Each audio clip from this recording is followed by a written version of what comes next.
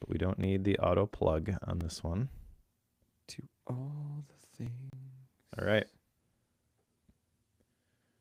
And then one of us should click that button and actually see if it's doing the live that it should be doing. Good point. I will do that. Give me a second. Arc. Oh, it opened up a new tab in that browser. Yeah, there we go. Look at that. All right, I'm gonna leave this one open on the bottom here, so I can see the chat. Yeah. Okay. I think we're good. You wanna hit record and do the pro show? Let's hit record. Let's do the pro show. Okay, so let's count down. 3, 2, 1. And I am live recording the pro show. All right. I think I'm good too. Sorry, there's like a little bit of a waiver when I'm not talking on the audio hijack, and I don't know why that is. We've been plagued with some technical funkiness lately. I think we're good. As long as your local is good. I'm just probably oversensitive to you getting new gear. Oh yeah, my local is. I'm Mike and your CGP Gray. Yeah. In this scenario. Only I'm not doing it like every day and then from a car and all of those things. levels. Yeah. Which that was a wild time. He was like, "I'm in the car and I'm recording this episode right now." But Mike, the car is perfect acoustically. It actually, I can't complain with that. It actually is pretty good acoustically. Yeah, I remember that. Yeah. Okay, I think we're good. So I'm gonna pick up a time code here, write it in my fancy new Supernote Nomad, which we're not going to talk about because I have a different pro show topic. I do want to hear about that though, so I'm excited to hear about this. Okay. Or are you gonna put that on the the newsletter at all? More about it? At some point, yeah. Okay, cool. Trying to get everything done before we leave on vacation, but oh yeah. All right, so Cory, I did a thing. I shared a little bit ago about how I was vibe coding and I was creating these like dashboards for Obsidian. Mm-hmm. And I thought that was a pretty easy on-ramp to the whole world of vibe coding. Since then, I've actually vibe coded an entire app. Oh yeah. What were you using though? I don't remember what you were using for Obsidian. Claude Code, Codex, what were you using? Yep, just Claude Code. Okay. So I haven't messed with like Cursor or Lovable or any of those ones. Literally just Claude Code. Yep. I want an app to do this thing. And I sort of did it out of frustration because I couldn't find exactly what I wanted. Okay. So first of all, let me just set the premise here. Maybe everyone else will think this is dumb, but I use social media in a very particular way. I essentially want to know what conversations are happening, like what's going on with following a small number of people. And then I don't want to actually consume that stuff. I just want that as like a skimmable inbox, Oliver Berkman style, like the things go down the river. If I see something, I pluck it out. Yep. Okay. Now, when I pluck it out, I want it to go to a read later service. Now, I had been using Readwise Reader, but as I mentioned briefly before Pro Show listeners, like the actual Pro Show started, I'm using a Supernote Nomad now. Mm-hmm, mm-hmm. And you can sideload apps on there. One of the apps that works really well on there is Instapaper. One of the ones that does not work really well on there is Readwise Reader. So I switched to Instapaper. Instapaper is great. And so what I wanted was a way to send things to Instapaper so I could read them later on my Supernote Nomad. With me so far? I'm with you so far. Okay. So I started looking into what could I do in terms of building out this like timeline view of things from open sources, because you can't use X or Twitter. That requires $100 a month API. LinkedIn's not going to work. There's like certain sources that you can use for this. So I built this thing and I'm calling it FeedDeck. FeedDeck. Very nice. Is it on the App Store? It's not, but actually I built it and compiled it in Xcode yesterday. So all I need to do is plug in a developer account and it will be on the Hold on. Okay, so we got to back up. Couple different things. You're using Claude Code still, or did you upgrade to Tahoe and then upgrade to the beta to get 26.3 to then get Claude in Xcode? Like, how far did you go here, Mike? No, I did upgrade to Tahoe, and I that's one of the worst life choices I've ever made, I think. Okay. Well, I've heard this and I haven't done it yet, but I want to because I want to use Xcode with Claude Code built into it. That's what I want to do. Yeah, so I didn't do that. No, I actually was just like, this is what I want to build in Claude Code, create an Xcode project, and I could open it in Xcode, and it tells me all the settings I got to toggle, stuff like that. But this app, I'll show this using screen share. So if you are watching us record live, we do this on YouTube. Hopefully this will come through, and you'll actually be able to see this thing.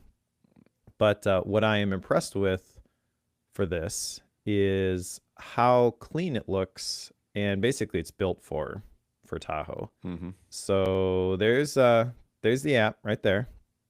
All right, very Okay. simple. You Very have simple. on the left here your sources. So you actually add a feed, and with Blue Sky and Mastodon, it just pulls in everybody that you follow based on your account.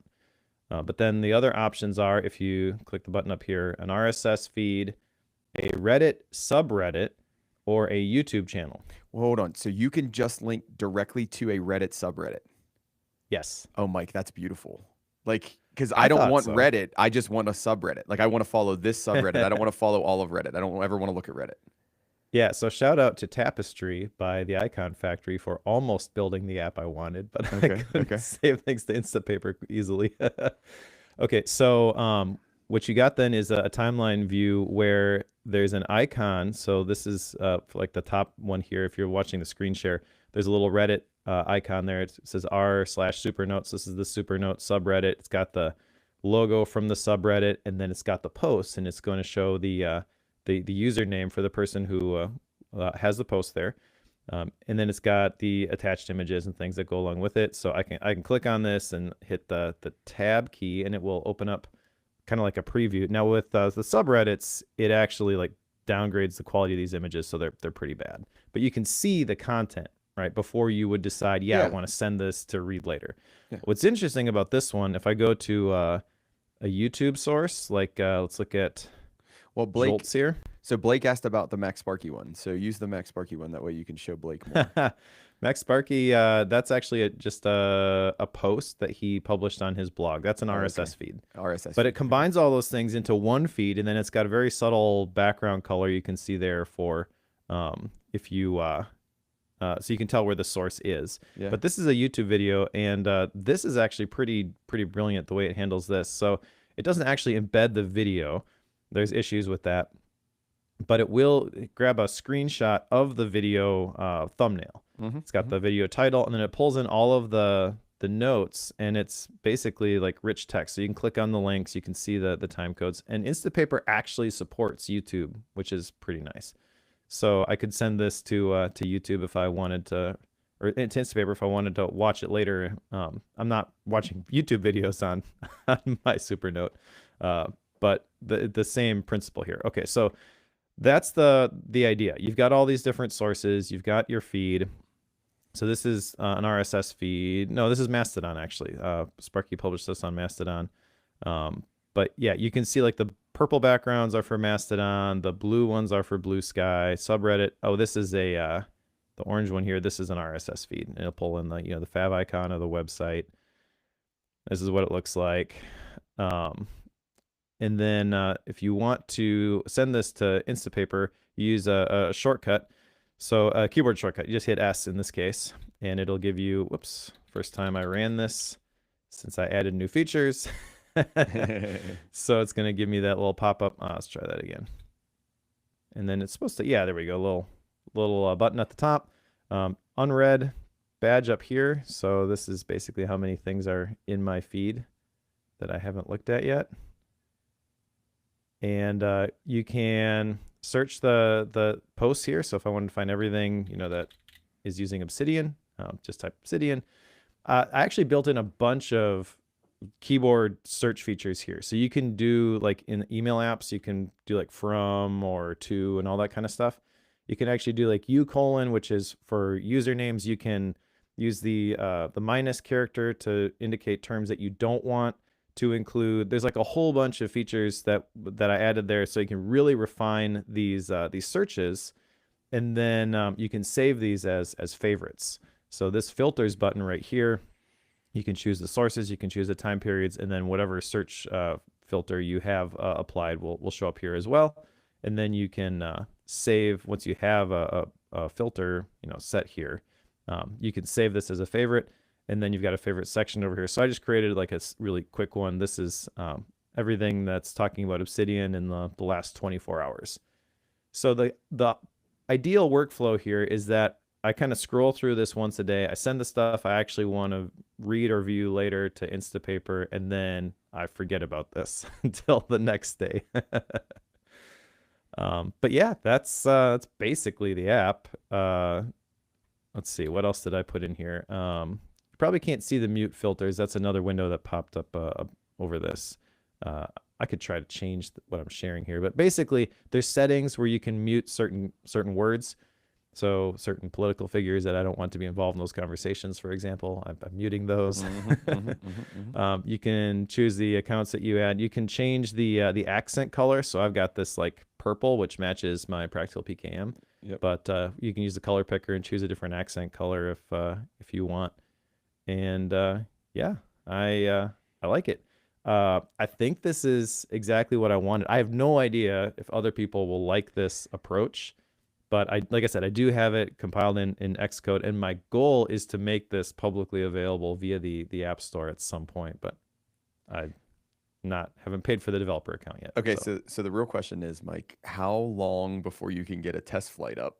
So at least Blake and I can try this, because Blake's like, hey, I need to mess with this, and I'm sitting here thinking the exact same thing.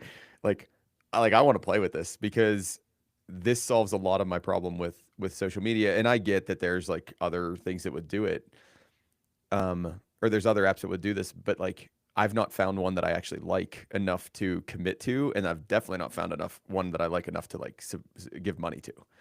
So yeah, like let's get this into a test flight and let's start kicking the tires on this thing. Okay, that I won't actually make you answer that question. If someone wants to give me $100 to sign up for a developer account, I will happily put together a test flight. That's what's holding me back currently. Okay, all right. Well, we can talk about this, Blake. Let's talk. Mike, we can talk. Take up a collection. Yeah, exactly. We'll crowdsource this thing, right? We'll get Mike his year-long developer account.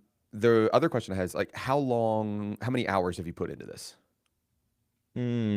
Roughly. Good question. Maybe 5? That's unbelievable. Yeah. Like the world is changing so fast.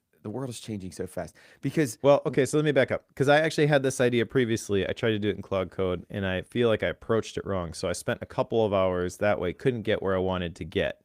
And then this week, so Monday, Tuesday, tried again with a little bit more refined approach and got much further.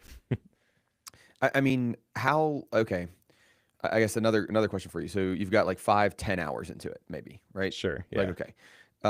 One, that's not, I'm not devaluing, like that's nothing, right? Like, I mean, in the scheme of developing a thing, like that's nothing. Like that's awesome. Like I'm saying that in an awesome way. Like your idea manifested into a real thing that's working. If you had to guess, or you had to estimate, is it 80% of what you want it to be? Is it 100% of what you want it to be? Or like another way to think about this too is, how finicky is it? How buggy is it right now? And don't read that as like me trying to be negative. Yeah. Read that as like I'm trying to understand the limitations of what you're doing. Like I'm trying to push the boundaries on how good this stuff is. I would say that functionality wise, it's 100% there. In terms of bugs, there really isn't any functionality wise bugs. There's one specific thing I'm trying to troubleshoot right now. The hardest part was adding that unread badge in the upper right and getting that to display correctly. If I just got rid of that, I could have published it a long time ago. Okay. The other thing is that it's all like keyboard driven.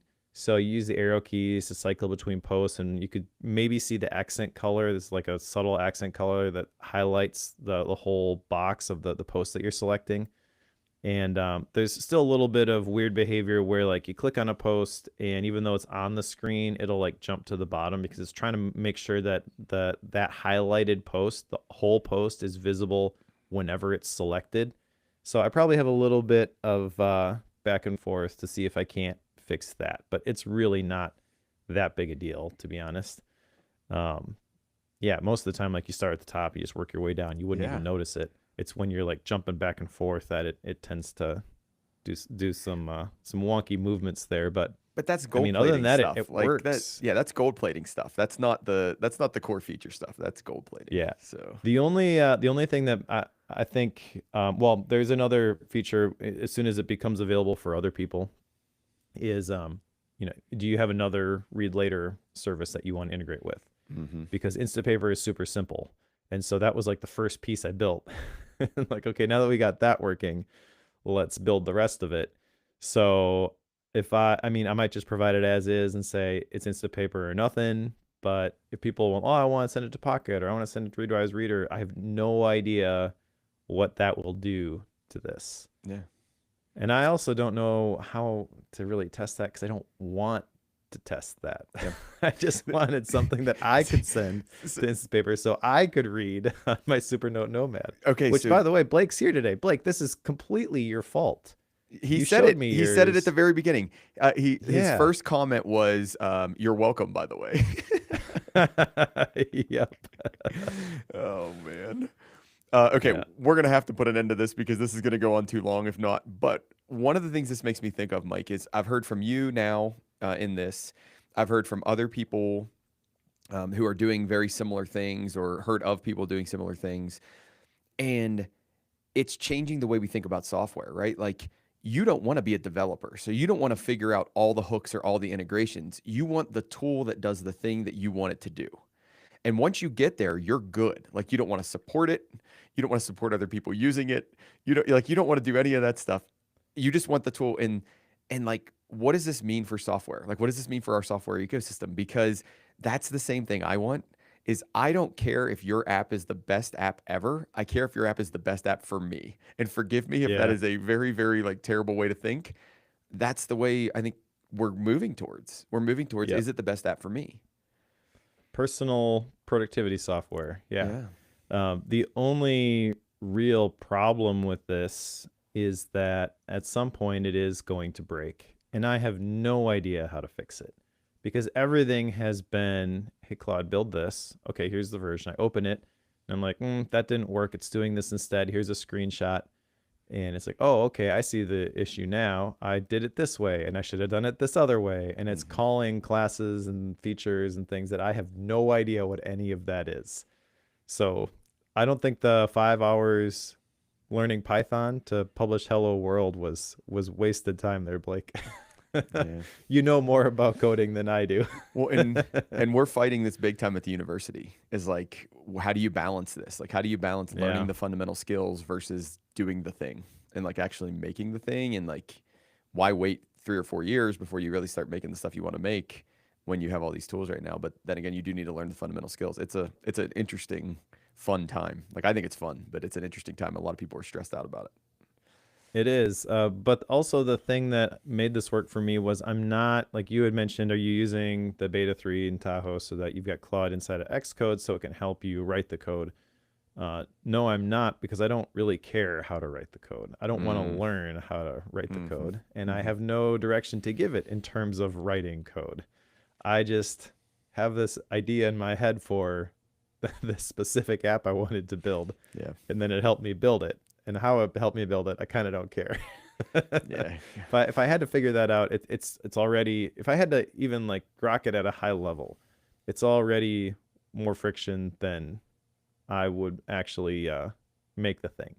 So that's sort of the sweet spot there is like you've got this idea and it can help you execute on it. I think that's a little bit unique to Claude. I know that there are other models that are getting better at that sort of thing.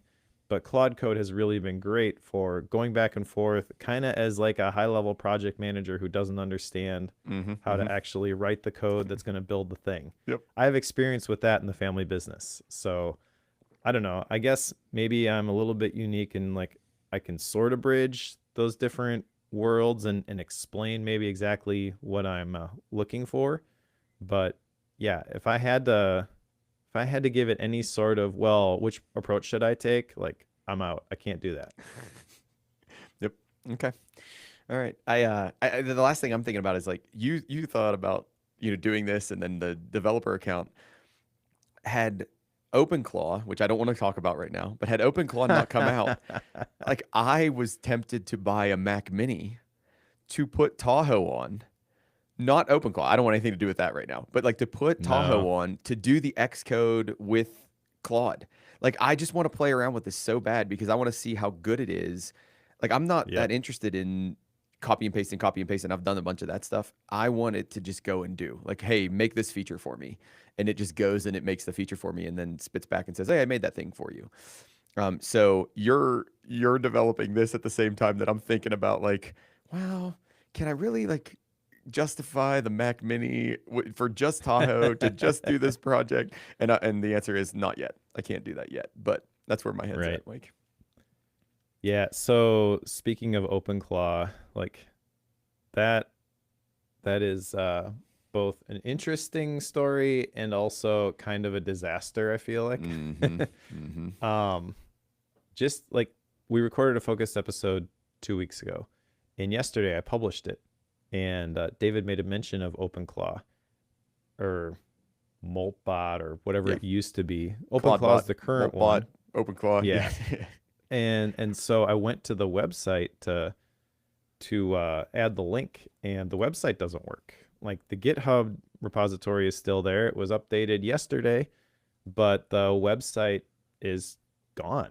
So I don't know what happened to this thing. And it's not surprising that, stuff like that happens with these new projects that are, a personal project, and then all of a sudden it just explodes. I haven't Yeah. checked it today. Is it there? I OpenClaw.ai. haven't checked today either, so I can go real quick. Okay. Well, it's not a big deal, but yeah, I am Yeah, glad I didn't. it's back. It's back. Okay, Yeah. cool. But still, like, I don't trust it. Well, I don't think you can. Like, I actually like. I Right. think Right. it's incredibly powerful. Like, I think it's awesome, and I also think it's very, very unreliable and willing or able to go do things on its own and all of that. I mean, it's just man, it's a fun world. We live in a fun world right now. It's a scary world, but it's a fun world. Indeed. So to round this out, Mike, very cool. If and when you get the test flight up, let us know because I would love to try that out. All right. So let's do this. If you are a Bookworm Pro listener, you are if you're listening to this, I will, once I get test flight figured out. So no promises on timeline. Yeah, for but sure. That I know you can only have so many people on a test flight, so I'm not going to open it up to everybody, but I will open it up to the Bookworm Pro listeners. Just remind me, and we'll get it added to that Patreon feed. What's it called? It's called what deck? Something deck. Feed deck. Feed deck. So yeah, I'm because it was kind of based off of the old tweet deck, where you had all these different feeds, but I don't have the different columns, and I just want specific feeds that I can send somewhere. I may or may not have just added an action item for you that said consider feed deck as test flight. All right. That's what happens when you That's give fair. people a shared document, folks. They add things to your action items. All right. Oh, man. Ready to talk about a book? Let's talk about a book. All right. Okay, so for follow-up this time, we only had the one action item, which I'm not sure if you did. I actually deleted it from the notes because I didn't want to put any pressure on you. But you did say you were going to take the PKM quiz. Did you take it? Did you get your score? No, I didn't even remember I was supposed to take this thing. It's okay. Sorry. It's okay. I had no idea I was supposed to take a PKM quiz. Hold on. I was supposed to take a PKM quiz. Remind me what the PKM quiz is. I don't even remember this. I put Mike. together a PKM quiz, but as we record this, the old other episode has not been published yet. Podcasting is weird. Yeah. But I have some work to do on that thing yet. So I kind of don't care that it's that you didn't take it. It's lacking a little bit of polish. I've had a few people take it. They said it's pretty good. That it was helpful in highlighting a couple things, but yeah, still a work in progress. Well, here's so. where I'm at on that, Mike. This was like so fast, like with life right now, I didn't even remember that was a thing. So I'm sorry. Forgive me. Yeah, no big Forgive deal. me. No Forgive big me. deal. Let's just move right past that. I don't have any other follow up though, I so didn't. I I didn't either. okay. And when I saw that quiz, I was like, oh, maybe he means the MBI thing, right? Like I'm supposed to take the MBI thing, which I did do that one, Yep, but yep, I me didn't remember too. the PKM quiz. So Okay, cool. Well, let's save the burnout inventory results hmm until the end, I think, hmm because that's hmm going to be based off of the conversation that we have here today. I guess just one other point of follow up then. I built an app. If you want to know more about it, you should join the pro show because I demoed it live for the YouTube audience, and we talked through this thing that I made.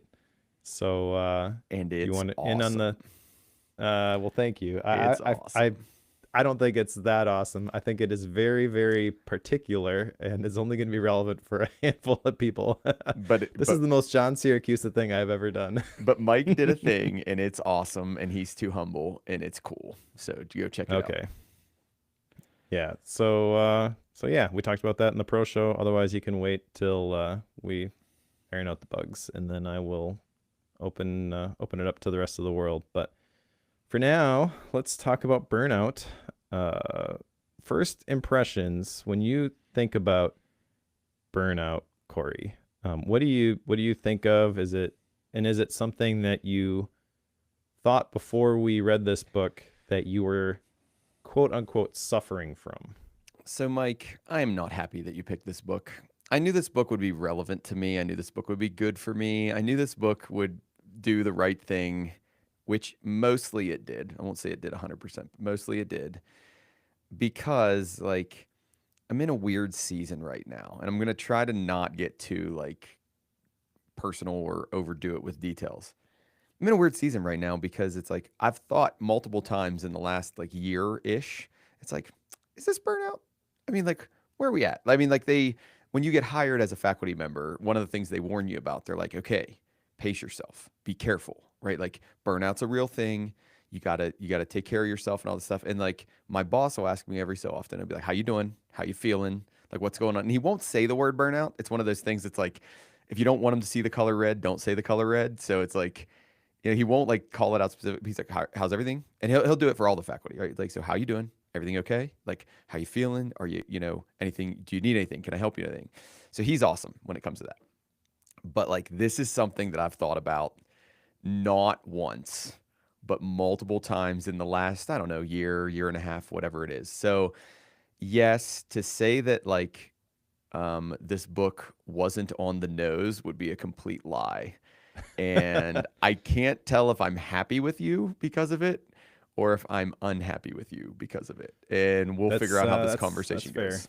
Yeah. That's fair. So I actually texted Cory in the middle of reading this book and basically said I'm sorry because the author of this book is a former university professor and shares a lot of details. Well, I guess not former because they're still an adjunct professor, but they were a full-time professor. They were living their dream and they were like, this is awful and quit. And that was not the subtext that I was trying to get across to Cory. This you should quit your job. And here That's definitely the vibe and of the here and book, though. here's what I'll say though. Like are if you're unfamiliar with academic work, right? Like by no means am I going to say it's the hardest work in the world. By no means am I going to tell you that like there aren't very, very positive things about it. But I will tell you that the sentiment this individual portrays in throughout the book, and especially in the first part of the book, the sentiment he portrays about academic work is very, very common. Like this is not Hmm. him. Like what I want to stress here is like this is not the author who has a unique perspective on academic work.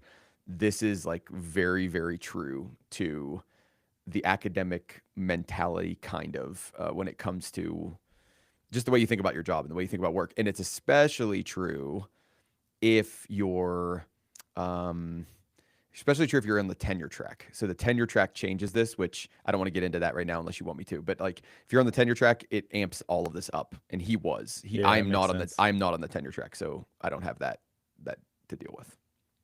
Gotcha. Okay. Yeah.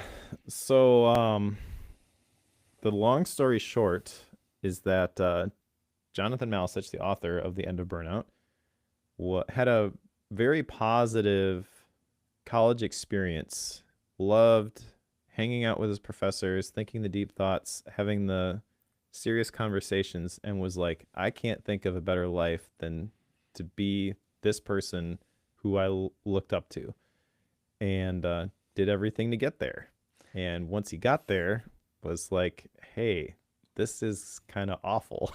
I've got to pause you here because this is where he is a little bit different than most people, is because most college students are like, he refers to it later on in the book, where they're just like, I'm just here like transactionally, like I need to know what I need to Yes. know, I want to get a degree and I want to get out of here. So his like love for the dialogue, his love for the deep thoughts, that's probably, I'm making up a number, but that's 5% of the book, right? Like or 5% of the population of students that Yep. come through. That is not a lot of students that come through.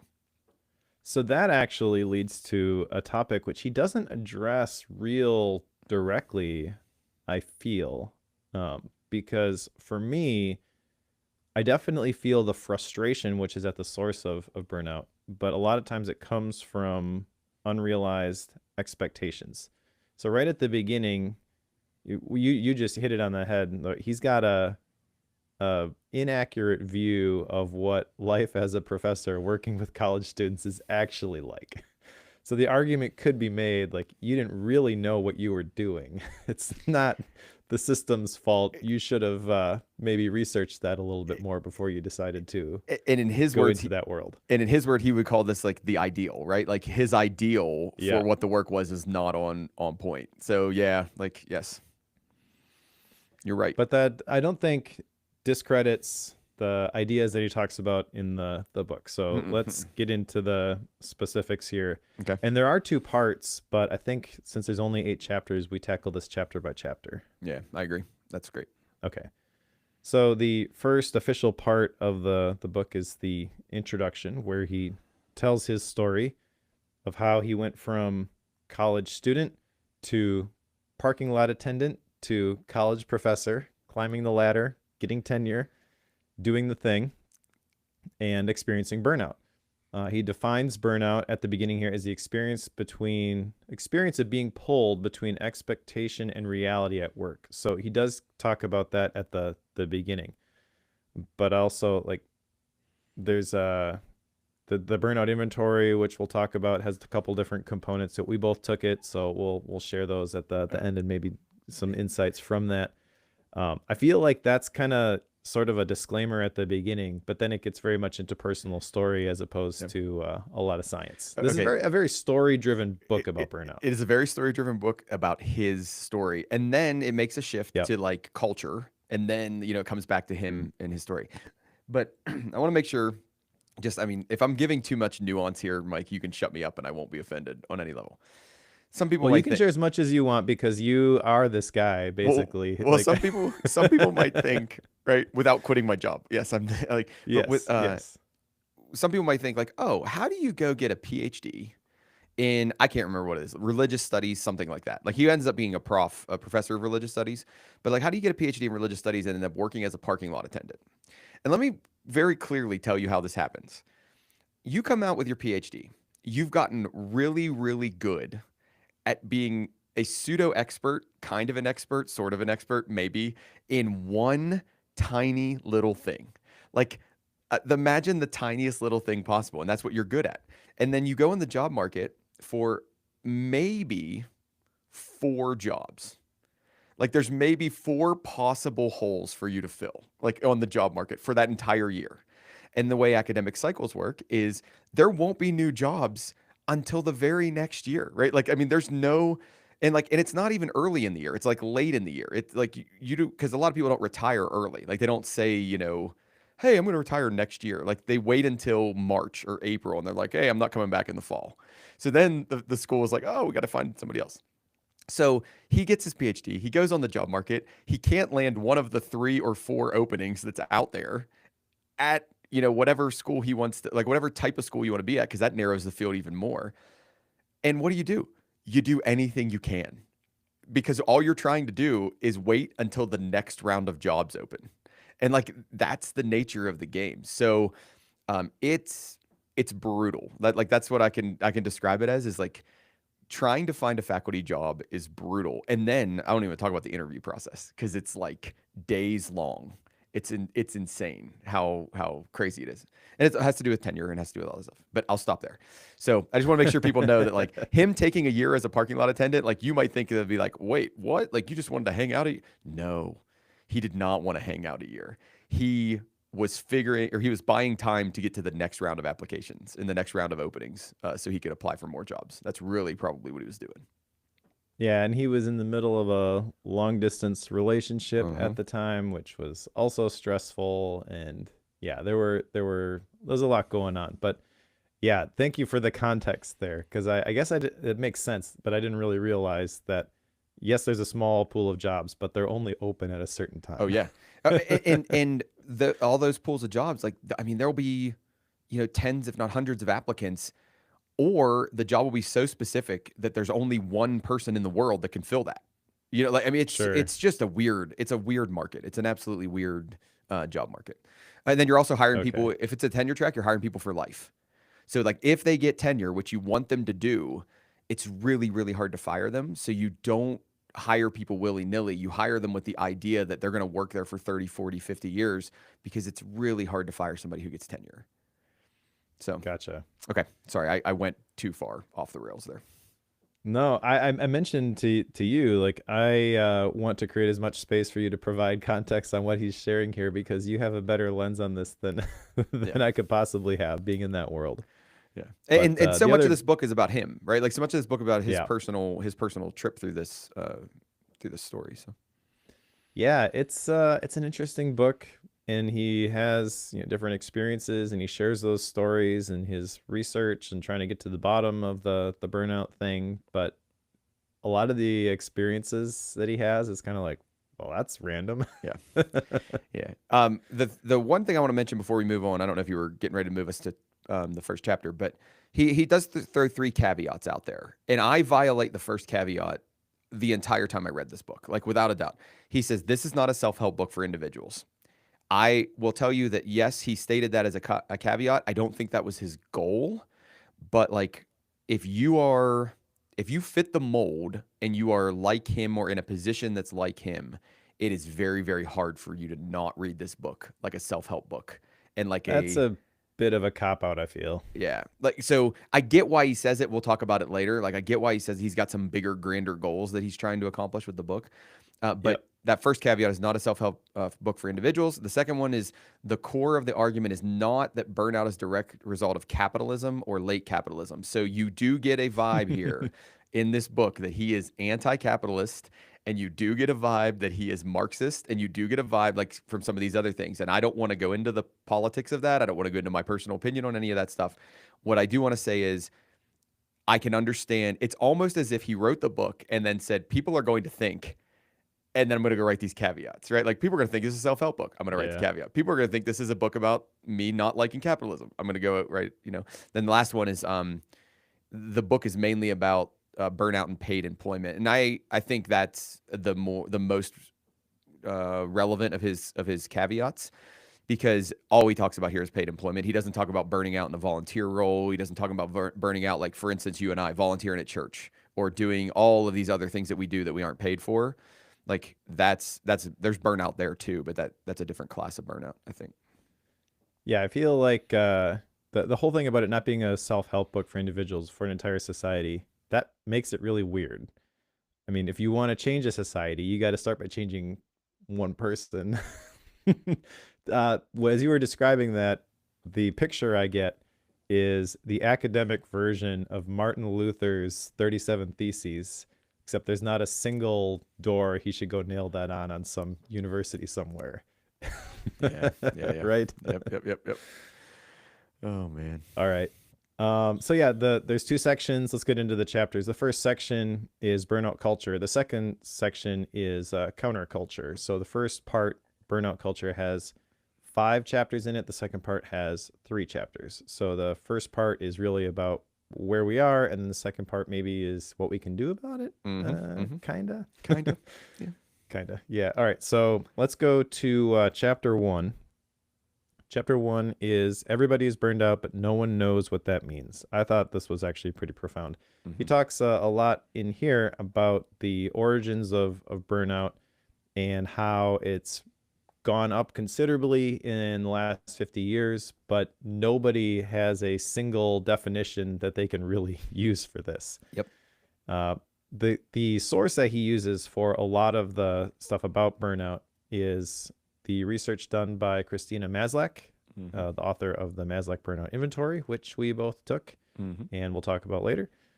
And there's a book that she wrote called Burnout, the Cost of Caring, where she talks about those who burn out tend to be idealistic. If you lack close relationships with friends and family, you're more likely to be dependent on colleagues or coworkers for signs of appreciation. And when the workplace does not recognize the human side of work, then the risk of burnout grows, carrying a high price with it. Individuals aren't to blame for burnout, he says at the beginning here, which is probably connected to his argument that this is a societal thing and not an individual thing. And then talks about how there are 3 different dimensions to burnout. I'd love to get your take on these. Exhaustion, cynicism or depersonalization, and a sense of ineffectiveness or diminished accomplishment. All right, so the one that doesn't connect with me as much, the exhaustion makes total sense, right? Like there is just a way that like if you're experiencing some sort of burnout symptom, you're just tired. Like you just feel tired and you wake up and you're like, "Oh man, do I really have to go do this again today? Like, am I really going to go do this?" And this is not a personal thing. Like, I'm not saying that I experience this all the time, but it's like, I get that. Like that actually makes sense. That seems pretty natural. Like if I'm experiencing burnout, this just feeling of tiredness. Now, later on in the book, and I don't remember exactly where, he's going to relate this to depression and he's going to relate this to other things like melancholy and all this stuff. And I think he does a really good job as he relates this. So I'll pause on that for now. But is it exhaustion? Is it depression? Is it just a general like sadness or apathy or whatever it might be? That's a great one. Like I like that category. The next one is the diminished accomplishment or this idea of personal accomplishment. I don't know how much I connect with this one. Like I can kind of see where it comes from, but this one was like newer to me or is kind of a surprise to me. The depersonalization was the one that shocked me the most.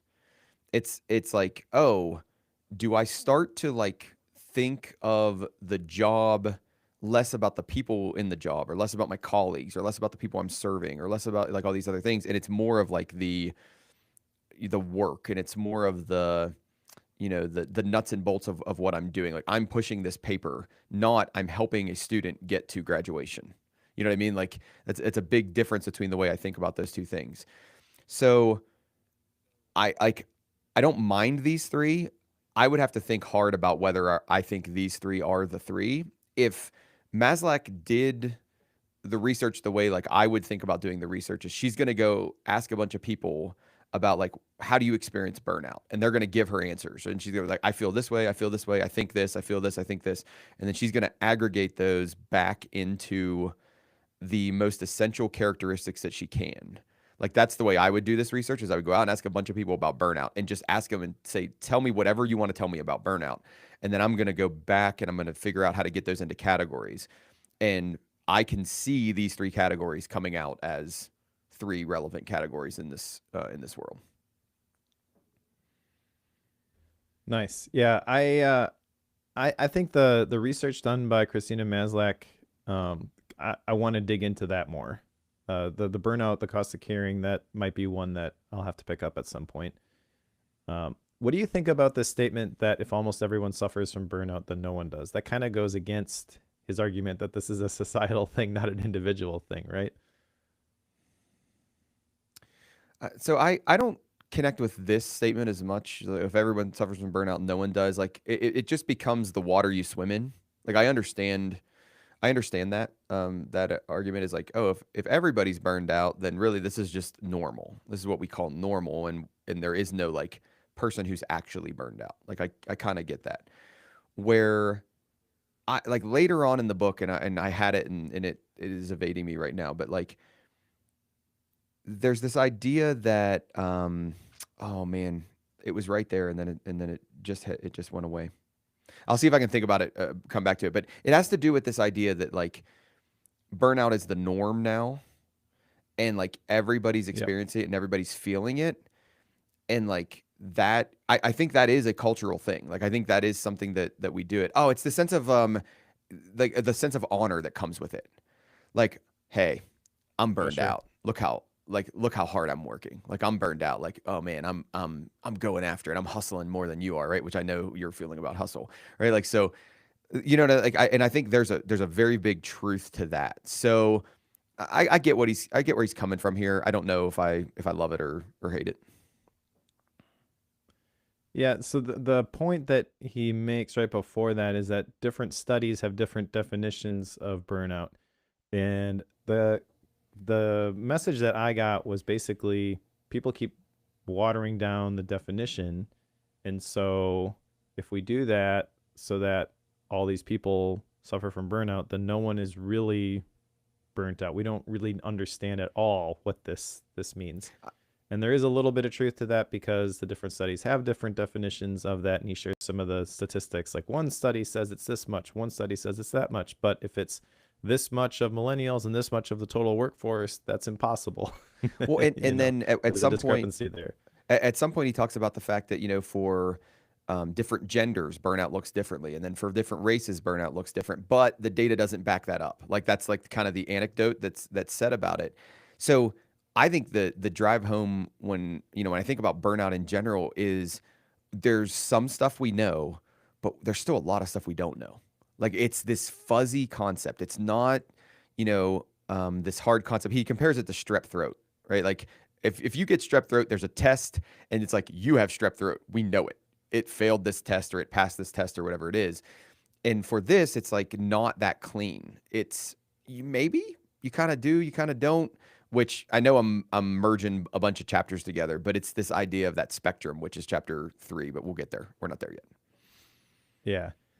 All right. So let's go to chapter 2 then, unless you got something else in chapter 1. No, I'm good. I'm good. Okay. So chapter 2 is burnout, the first 2,000 years. And yeah, I kind of even don't know how to frame this one. He gets into some of the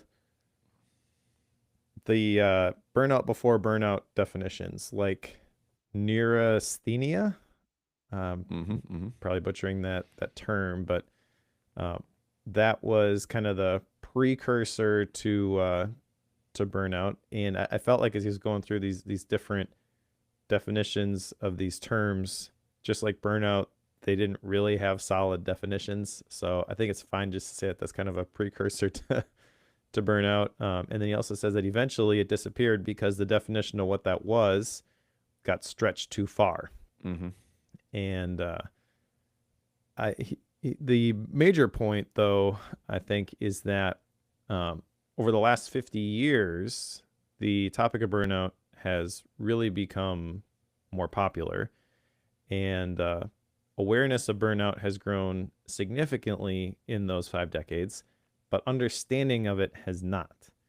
So his point that he's making in this chapter is that we've essentially been having the same conversation about burnout for the last 50 years, and we're not getting anywhere. Is that fair? Yeah, yeah, and just to add a little color to it, right? So he talks about ancient melancholia, acedia, modern melancholia, right? And then the word that you said that I can never remember, neuro something or other, right? And Yeah, I'm not gonna it's try that again. yeah, like and it's all this idea, like I think he's trying to get at this idea of like we don't have a definition of it. We're trying to make a definition of it. I'm trying to make a definition of it, but nobody's going to accept my definition of it because we've been dealing with this for 2,000 years.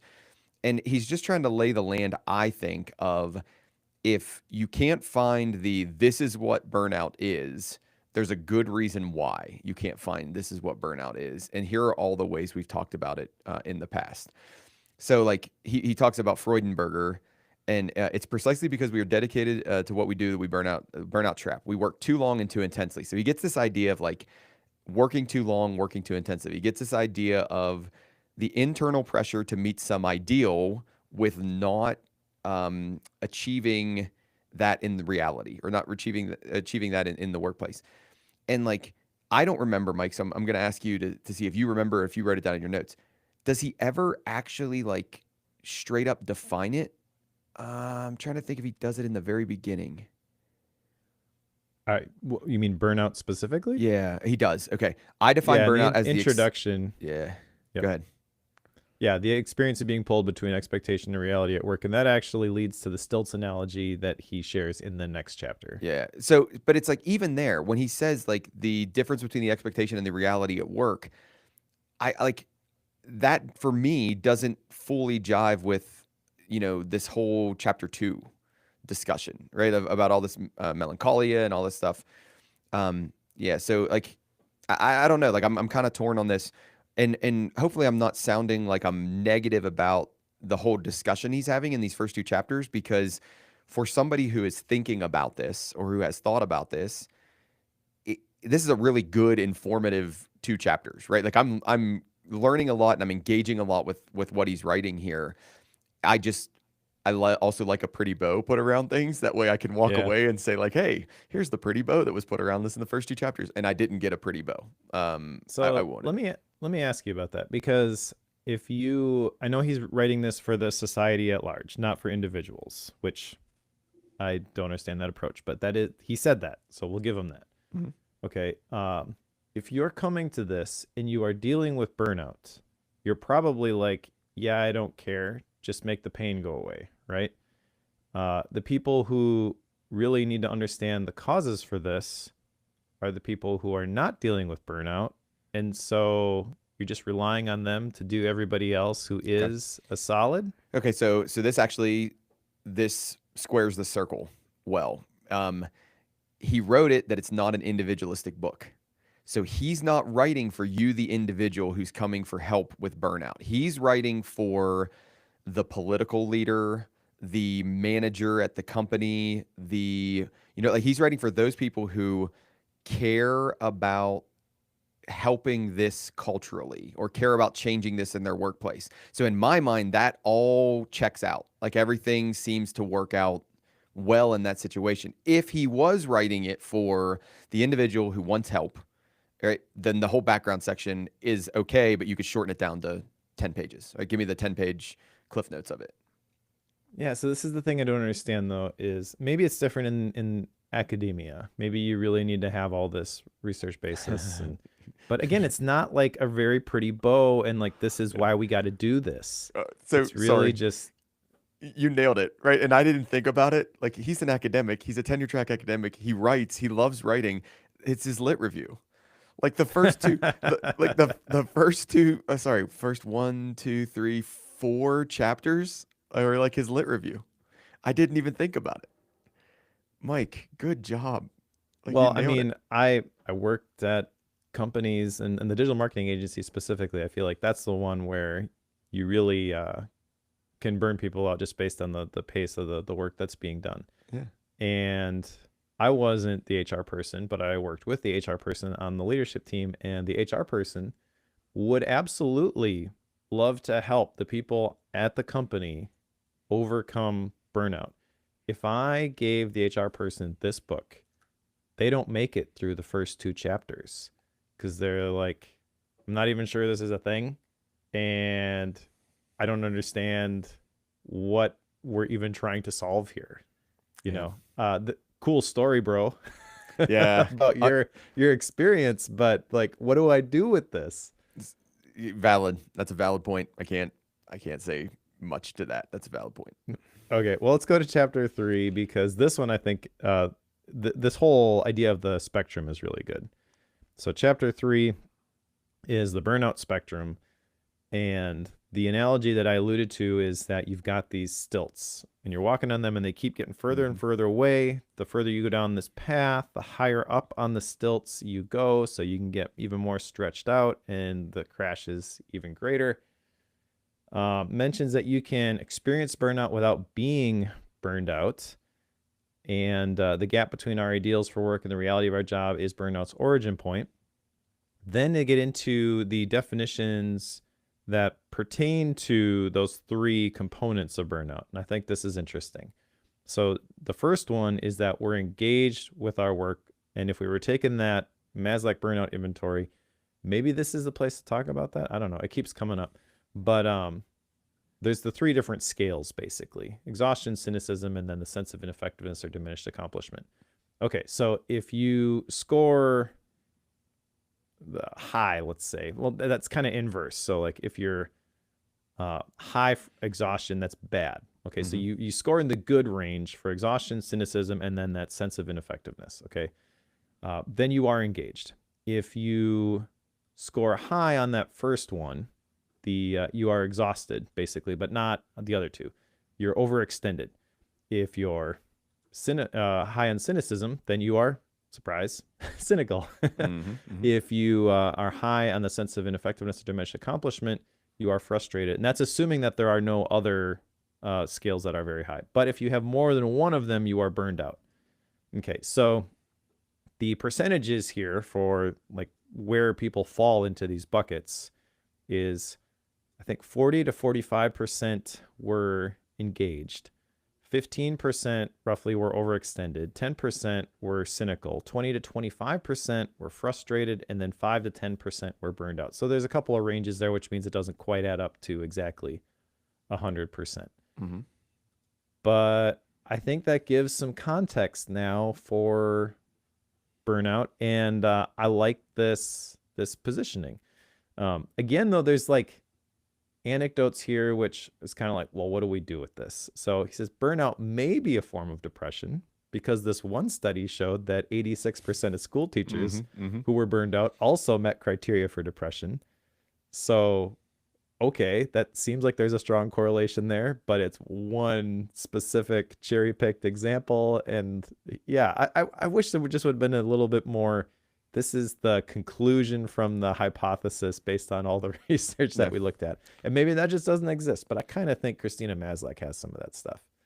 I would be shocked if she doesn't, like if she doesn't have more of that locked in, but I don't know. I mean, you're right. Like all of the things you're saying make total sense. Is like, that being said, I think his main point here is that it's on a spectrum. It sits at face value. Like that actually works, right? Like, there is the idea of burned out or not burned out. Where do I reach that? Where do I achieve that? When am I burned out? When am I not burned out? And really, it's like, are we all just on this scale of burnout? And it's funny that somebody in the chat brought up nihilism, right? Like a book on nihilism. And the funny thing is, because I feel like as I'm reading this, I think as I'm reading this, right, he's moving more towards a nihilistic view. Like, listen, we're all screwed. We're all going to suffer on the spectrum of burnout. It's really just where you are on that spectrum. And, there's no getting out of it. There's no overcoming it, anything like that. So here we go. And then I'm going to move into part 2. And he's got 50 years of, 200 years of data. He would say in the last 50 years, and then he ends the last chapter with, actually, it's in the last 200 years if you consider these other things. So it's like he's building this argument of basically like, there's no getting away from this.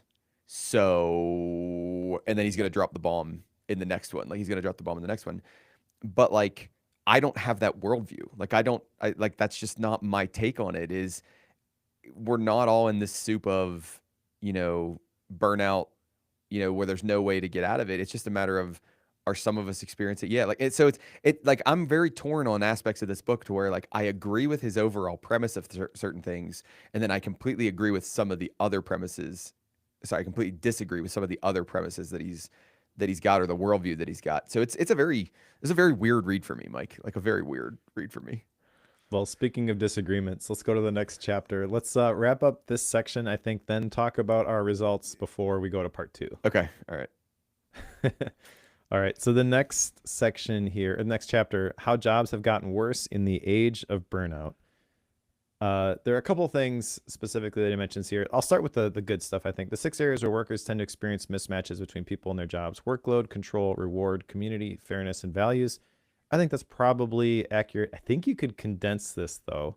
Okay. I came across a statistic somewhere at some point several years ago, which was basically people want 3 things at their job. Okay. Number 1 was autonomy. And so I feel like the workload and control kind of can be combined into that, if that makes sense. I forget what the other two were, but those are probably accurate. But I think it could be simplified, basically. It's funny that you say that, because the one that when you were saying this, I came across the thing. I was like, autonomy is the first one. Like I guarantee, like autonomy is one of them. And okay, I was glad I was right. Yeah, I wish I could find that now, but anyways, so conditions in the workplace contribute greatly to whether a worker will burn out, and for 3 decades, jobs have gotten worse. There's an interesting point here about the emphasis on right sizing, which has led to less people doing more. As a former integrator who had to go through right sizing, I get the larger societal point, but I can tell you that in the individual scenario, like this absolutely needed to be done. Everybody was going to lose their jobs if some people did not. And it was just because, I don't know why I get into specifics, but what happens in these scenarios is like, oh, this person's been here forever. They're not really good at their job, but they're really trying really hard. Let's create a position for them. Great. If you have unlimited resources, and this is at the heart of like the capitalism argument, but that's where we live currently in the United States. So we kind of have to play by the rules that exist here to a certain level. I mean, if you don't have to worry about that, awesome, go change the world. And I'm not saying don't try to not change the world because you have to have a family to feed. There's a line here. But anyways, like I think there's exceptions to this. I came across a website the other day that had like, for you're a creative entrepreneur like I am, and I'm not at the point where I can really hire somebody full-time for this, but if you wanted a full-time executive assistant, a video editor, whatever, what they do is they find people in countries that are going through economic turmoil, like Venezuela, and for a long time people have worked with people from the Philippines, and some of those are just like, we're trying to get labor as cheap as we possibly can, and I don't like that.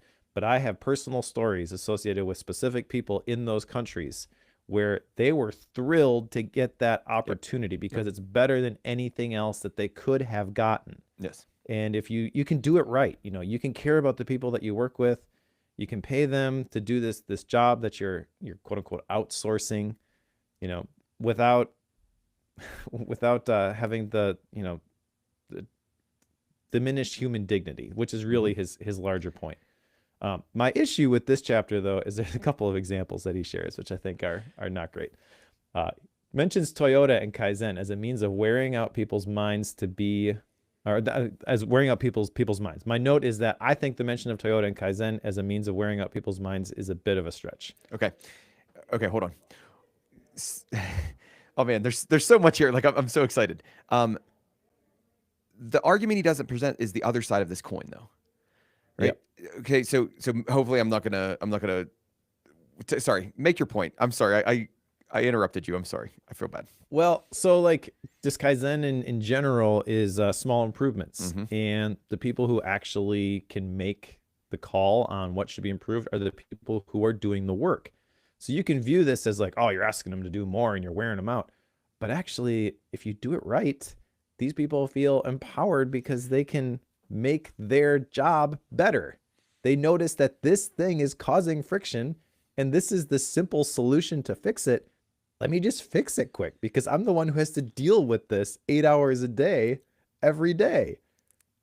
Okay. So study of work, we look at the history of work, right? I teach a class called Work Methods where we actually study how humans do jobs. And the history prior to this was the foreman told you what to do and you did what the foreman told you to do. And the foreman told you how to do it and you did it the way the foreman told you to do it. And if you didn't, you got in trouble. And if you continued to not listen to the foreman, you got fired, right? Like, so like the history of work or labor-based work up until then was very much like, do what I say because I'm smarter than you and this is the right way to do it. And you had no voice. Like you had no ability to come in and say, well, what if we just tweaked this aspect? We would do this faster and I wouldn't be as tired at the end of the day. You know, like, and in my mind, Kaizen did some of that, right? Like it said like, hey, if you have ideas on how to improve this system to make everybody better, we'd love to hear those ideas. And then we're going to actually listen to those ideas. Now, does it engage the does it engage the brain of the person in a different way? Yes. So instead of me pushing or pulling the handle that goes stamp, stamp, stamp, stamp, I go, I wonder if there's a different way that I could do stamp, stamp, stamp, right? So yes, does it do that? But this is where you have to go back up to Malesic's main argument or his overall worldview, and you have to look at this, and he's automatically looking this as there's a problem between management and labor. Like the worldview of him looking at this, there's a problem between management and labor. This fission has been created to where all we're trying to do is get more effort out of the laborer to make higher profits, right? Like, so we're treating them like a machine. We're treating them like a machine. And while I can't say any of that is 100% wrong, what I can say is, like, if you go too far in either of these directions, you can what's the thing? Like, you can oversell your argument, if that makes sense, or you can go too far. And this is what I'm worried, or this is what I think he does. Like, I think he goes too far in this. Is yes, are you then engaging their brain in a way that you weren't engaging their brain before, that's making them more cognitively tired and or likely to burn out? Maybe. But are you also empowering them, which I'm so glad I stopped and let you say the word, because I wanted to say that too. You're also empowering them to actually improve the system, and that's a positive thing in their life. So that's the autonomy that we were talking about. but then, like, I think that can go too far as well, right? Like, so now they go, well, hold on, I'm adding all these improvements and I'm not getting any other benefit from this. Like, yes, I feel more empowered, I feel more autonomous, but like, I'm still, pulling the handle 1,000 times a day. So come on, like, something's got to give here. And I think that's the challenge of it, is what's the balance? How much autonomy do we give versus having them still do the job they got hired to do? And that's a struggle. Okay, so I have one other bone to pick with this chapter, but I have to ask you first, Cory, since you're in this world, would you say that in academia, emotional intelligence skills are overall high or overall low? Okay, so say it again. In the academic world that you live in, the professors that you work with, the staff at the colleges and universities, would you say that emotional intelligence skills on average are high or on average are low? That's a really interesting question. If you mean my current location, Colorado Christian University, I think our emotional intelligence skills are higher than other places in academia. Okay, above the mean. I think we are above the mean because of the Christian nature of our institution and the Christian worldview that we have. I think if you look more broadly at state schools and you look more broadly across the spectrum, they're at the mean, and or certain places they're below. I think if you look in the engineering disciplines, they are below. So like, take that for what it's worth. But like, that's my gut reaction to your question. Okay, so I think it's pretty clear throughout this book that he also has, religious studies major, and the experiences that he shares, he's also coming at it from a Christian perspective. But I can see all sorts of signs here about the place that he was in not being a place where emotional intelligence skills were prioritized. One of the statements. Go ahead. Good. I want to know what your evidence is. One of the statements that he makes here is that, talking about the people who are able to escape exhaustion, he says, or they have the rare quality of resiliency. Okay, so background. My dad, family business, emotional intelligence, right? They built this emotional intelligence assessment. It's been used 10 million times, places like Apple, Boeing, Michelin Tire, all over the place. Colleges, high schools. It was actually developed in conjunction with Texas A&M University. 140 doctoral level papers and books written on the effectiveness of this assessment, right? One of the scales in that assessment is resiliency. Okay. So this is what people nowadays would call grit. Also, an emotional intelligence skill in that assessment is empathy, which I think he could very much point to. Oh yeah, there was definitely a lack of empathy in the environment that I was in. I'm projecting here, but I think the author would agree with that. So to me, this is okay. And then the other thing, I guess, with emotional intelligence is that this isn't a rare skill. Okay. It maybe is less common. And kind of the basis of my question is maybe it's even more less common in this particular world. I don't know that for sure.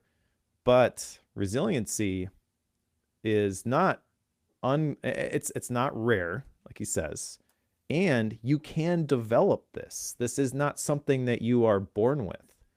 Okay, you don't either have this or you don't. You have the ability to develop that skill, just like all the other emotional intelligence skills. So I kind of think there's a link here maybe between emotional intelligence and burnout, which I don't think we can really explore that here because there's not enough to go on. Mm-hmm. But the sign I'm getting from here is from this chapter is sort of like old man yells at cloud without really understanding the whole picture. And that kind of bugs me. Would it be safe to say that he, and again, I don't want to put words in his mouth. We're just trying to think about the way he's constructed these arguments. Would it be safe to say that he would put a high EQ work environment as an ideal environment? And the reality of it is it's not that. Like it's not a high EQ environment. So therefore, it goes back to his main argument of this distinguish or this separation between his ideal work environment and his reality work environment. Like, would that be safe to say? Maybe. I guess the tell I get here is that, and this is not uncommon, and this is not just to this author. This is totally just my perspective being brought to this book. I think there's enough evidence in this chapter to point to the fact that he doesn't really understand emotional intelligence as a topic and its role in burnout. And I feel like that if you developed your own emotional intelligence skills, that your job would get better magically, and you wouldn't really be able to connect why, but it totally would. Got it. Anyways, exit soapbox, chapter 5. Chapter 5. Hold on, can I make one more statement about chapter 4? Sure. He uses an expletive that I won't, but he talks about like jobs that are busy work. Oh yeah, like busy work jobs.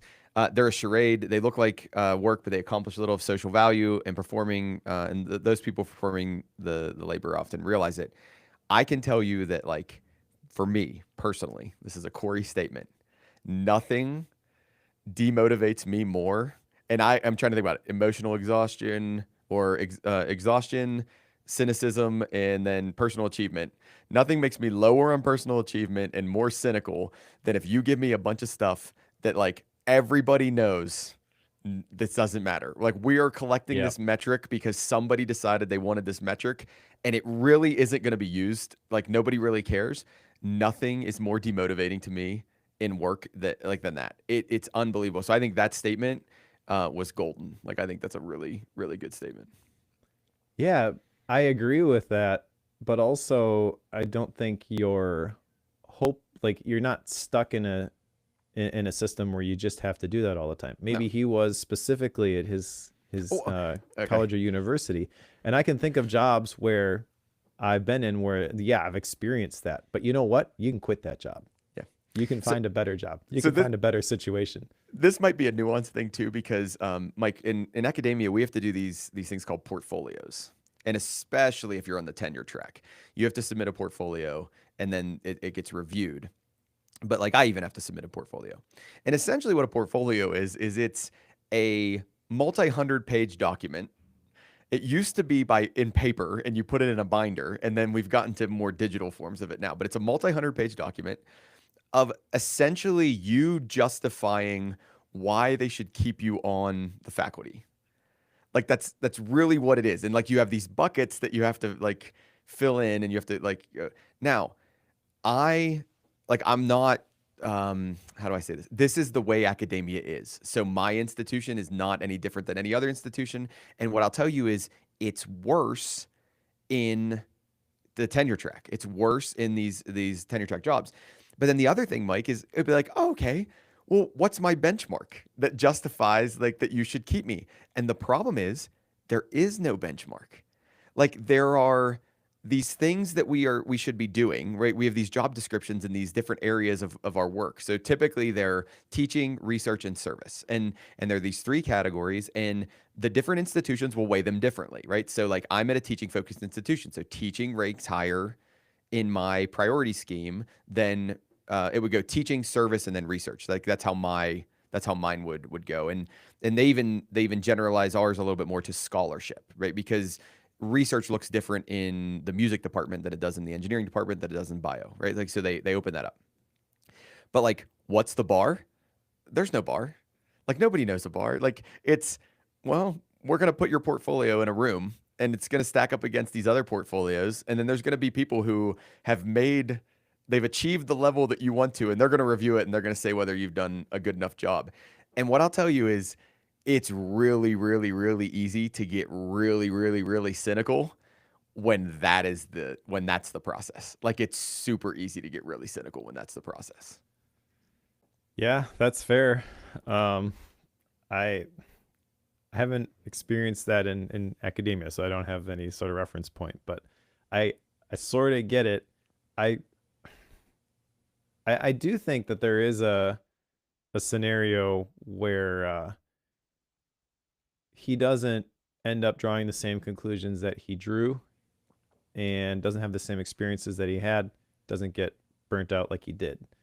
But you can't argue with the lived experience. So Yep.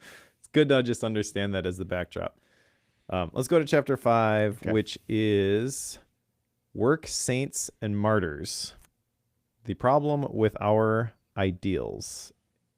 Can I start this one? Yeah, go for it. Okay. I love this chapter. And I think the reason like so here's what I love about this chapter is he talks about the Benedictines in this chapter. And oh, hold on. Is that chapter 7? Am I way too early? I think it might be chapter 7. Yeah, where he Okay. gets specific into that. But Let me he start maybe that one. mentions it. Yeah, let me here. start that. Let me start chapter 7 then. Because Okay. I love the Benedictines chapter.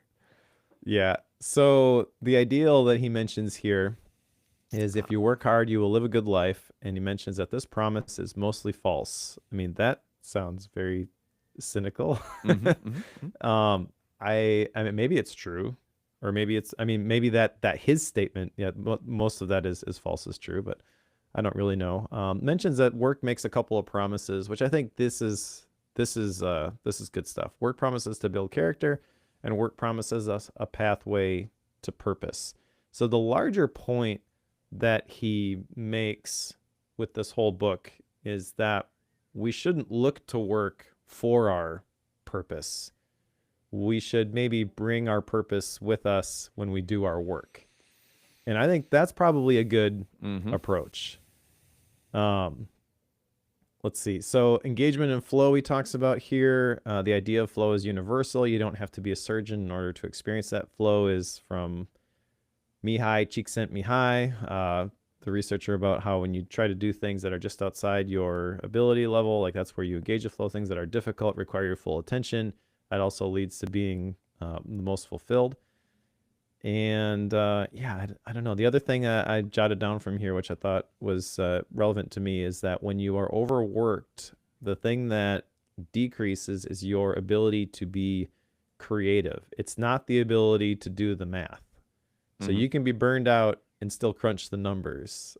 You can't be burned out and actually make stuff, which I've experienced that. I know what that feels like. Yep. I think this chapter, so I did get mixed up on chapter 7 versus this chapter. This chapter I felt like it was all over the place for me. But like it's important that I come in with my background on the idea of work. He talks about work, saints, and martyrs. I believe work is something that we are supposed to do. Like now, I don't know if I am required to say that paid work is something we are supposed to do, or work in the current form is what work is supposed to look like. But I think like doing something, but then the key to my understanding of work is working that that enhances human flourishing. That's the way I'm going to describe it for our show. Work that enhances human flourishing is essential to what we are supposed to do on this earth as humans. Okay. So I look at that and I say, like, now, what are all the ways that work has potentially, sorry, what are all the ways that work that enhances human flourishing has potentially been co-opted or has been taken and made negative or all this stuff? And I don't know if it's my optimism in life or whatever it is, but I feel like we just go down this like spiral of, well, this negative and this negative and this negative and this negative. And it's like, I don't know. It didn't resonate with me. Like, it didn't, I'm not saying the things that he said weren't like accurate. I'm just saying, like, it just felt like a very unnecessary, or like, soapbox is the only word I can think of, right? Like, very soapboxy way to put this. And I'll give you an example of like something I agreed with. The top reason college students give for pursuing a degree is to be able to get a better job. Hands down, 100%. That is true. Like, there are very few students who come here and they say, I want to better myself in the next 3 to 4 years. They really go like, I just want to graduate and get a good job. Or, right, I want to, like, meet a group of people that I connect with, or something like that. Like, they don't come here to say, like, I'm passionate about the learning. But what do I go into work every day thinking? Learning, value, making you better, all those things. So it's like, there's a discrepancy there. Like, I agree with, there's a discrepancy there. But like, I don't go into this like thinking that, my colleagues should be let go without any warning, right? And he talks about the neoliberal era, like, the college can just go, management can just let you go without warning. And I also don't think CCU does that. Like, I don't think our culture is that. Like, there's no willy-nilly, like, look at that person, we can just get rid of them at the same time. So I'm very torn on this chapter. The idea of flow, honestly, like, feels like it comes out of nowhere. Like, I don't understand why flow is even in this book. I get it, maybe to like, burnout is the opposite of flow, so like there, but I think that's a really loose connection. So anyhow, like, I just felt very conflicted with this chapter. Yeah, I think this chapter is the weakest one in the first section, and maybe it's there just for the title to be a lead into chapter 7, like you were talking about. So, want to talk about our results here? Oh yeah, let's talk about our results. Okay, so we both took the Malesic Burnout Inventory. I took mine through was it Mind Garden? Okay, you took the same one? No, but I saw that one. Okay. That's her official one, though. Like, the Mind Garden one is Maslec's official one. Okay, so the one that I took has it gives you a profile based off of the categories that they mentioned earlier. Did the one that you took did it give you a profile? I've made my own profile. Like, I analyzed this and made my own profile. So yes, but it's not the profile that you have. No. Okay. So what was your profile, though? Okay. And so, because my profile matches one of those 5 that we talked about earlier. Okay. So I'm high on the EE score. I'm moderate on, EE would be exhaustion score. I'm moderate on the depersonalization, and then I'm low on the accomplishment, the personal accomplishment score. Professional. So mine are exhaustion, cynicism, and professional efficacy is how she describes it. Okay. So what I will tell you, though, is one of the things when I was looking at the different surveys, right? Like, I found one that lists all of her surveys out, because that's really what I wanted to see, is like, I want to see, how are they different? Like, how is the general survey different from the medical person survey, from the educator survey, and all these things? And what I'll tell you is, I would have scored differently. I don't know if my the buckets I fell into, which were like high degree, moderate, and then low degree, like, if they would have changed.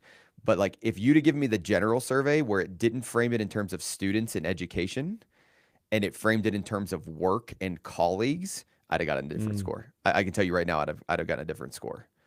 Okay. So did you get a profile, though? Like, which of those 5 buckets do you fall into then? I don't remember the 5 buckets. So what were they? So engaged is none of them are high. Overextended is exhaustion's high. Cynical is the cynicism's high. Frustrated is the efficacy, I think, is low. And then burned out is more than one of them are. Oh, so I'm burned out. Yep, Yeah, me because too. I'm low. I'm low on two of them. Like I'm in the higher low bucket. I'm in the red on two of them, and I'm in the yellow on one of them. Okay, So so here's what mine says. It says your burnout profile is characterized by high frequency scores on exhaustion and cynicism.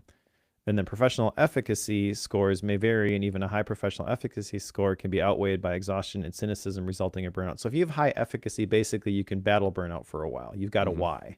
You've got a reason. So my scores, kind of the numbers, don't really matter, but the percentiles are interesting. For exhaustion, I am in the 98th percentile.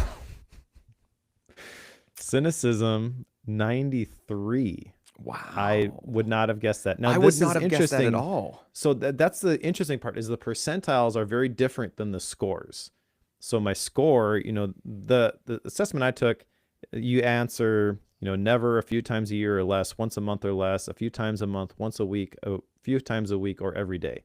So my score for exhaustion was 5.4. And my score for cynicism was 3.8. That's kind of in the middle almost, but it's still a high percentile score. And the professional efficacy was a 5. So that one's actually pretty high as well. But the percentile score for efficacy actually was 70th percentile. So I'm able to battle it pretty well, but there's definitely signs of burnout here. Yeah. Yeah. And then, what can you do about it? That's what the rest of the report is about. I haven't decided exactly what I am going to do about this yet. Yeah.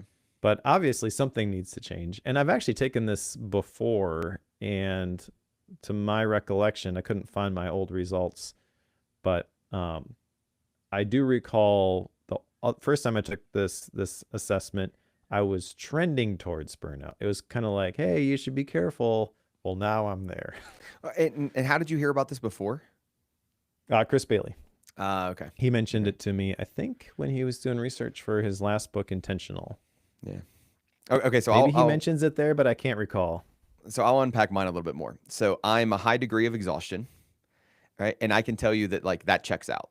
Like if I'm thinking about it from a there are more days than not that I wake up and I'm like, I'm tired. Like I'm just tired, and I can't really peg it to any one thing. It's just like, man, I'm just kind of tired, right?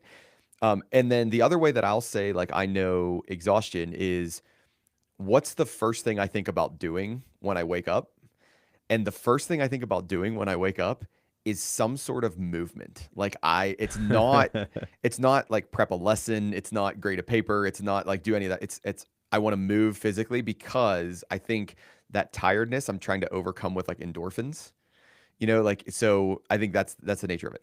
The depersonalization, that I'm moderate there. And the reason why that checks out for me is because I'm in a people-focused organization. Like the better my relationships are with my colleagues, the better the whole organization runs.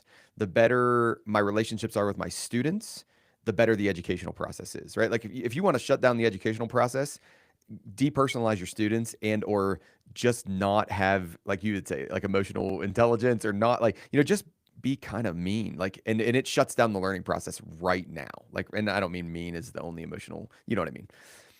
Then the one with personal accomplishment, right? Like that's my surprising one. Like, so when you said your results, the cynical one, like, I don't think you view as a cynical person at all. So like the cynical one was surprising to me. For mine is like the personal accomplishment, that it's low, right? And the way it works, that personal accomplishment assessment is a feeling that acts as a safety valve and contributes to bringing about a balance if occupational exhaustion and depersonalization occur. It ensures fulfillment in the workplace and positive view of professional achievements, right? And I was like, well, I have a positive view of my professional achievements. Like, I think I'm doing a pretty good job and like everything, but like obviously something's off there. So like if I'm gonna look at this, it's like, okay, why is that off? Like there's something about the achievements I have at work that aren't resonating. I don't even want to say correctly, but they're resonating in a weird way, and I don't know what that means. So that's the one that is surprising to me. Well, I'm we're glad both we did burned it. out. Maybe we Uh, should talk about counterculture now and what we can do about it. Except I'm uh, not sure that there's a whole lot we can yeah, do yeah, about it yeah, yeah, based on what's in this section. yeah. Oh man, so we can have it all. A new vision of the good life. Yeah. All right. So the first chapter here is chapter 6. Yeah, like you mentioned, we can have it all. A new vision of the good life. And there wasn't a whole lot in these chapters for me. So it does mention that the call for work and not the worker to gain dignity is the first step toward closing the gap that causes burnout. That may be true, but what are you going to do with that? I mean, kind of tied back to the idea of emotional intelligence again is this idea of self-determination, the belief that you have the ability to set your own course. That's not just an American ideal. That is an emotional intelligence skill. The in fact, Martin is in the chat. I think Martin, maybe you were the one who recommended for me back in the day that it's a purplish book. I'm blanking on it now. What was it? Susan Fowler, uh, talking about how like the motivation one, master your motivation, and how motivation really is tied back to a couple of factors. One of them being choice, and you don't actually have to take the choice. Like if you are feeling like you're not motivated, one of the things that you could do is recognize that, yeah, I could actually quit my job. And that ability to choose a different option gives you more motivation to show up even if you don't quit your job. Mm-hmm. So like, I don't know, there's that sort of thread throughout this whole book for me. Yeah. It's like, well, you may be right in diagnosing the cause here, but I also think the place to start for anybody who would be reading this is, how can I apply this where I'm at right now? Mm-hmm. And he mentions at the very beginning. So there's like this inner turmoil throughout. Is like, is this a big deal? Is this not a big deal? He said he wasn't going to do this, but in the back of my mind, I guess, as we're working through this, I'm like, that is the right way to do this. Yeah. I will say I got one action item from this chapter. Okay. It has nothing to do with the content of the chapter. Okay. And that is to read Walden. So I have ordered this book. We're going on vacation next week. I am bringing this one with me. let me know how that goes. There's no way I'm jumping on that one. Like I have no interest in reading Walden. No way. Yeah, that's fair. Yeah. I understand the basic idea of the book, and I've heard that there's a lot of stuff in it that I'm not gonna like, but it's come up over and over and over and over and over again. So I just want to be able to say that I read it. And I want you to tell me whether I should. So this is gonna work. This is gonna work out well. Okay, Mike. So I'm gonna put you on the spot here. And I didn't tell Mike I was gonna do this, so I feel bad a little bit. Uh-oh. Mike, where do people get dignity from? Like, where does a human get dignity from in your mind?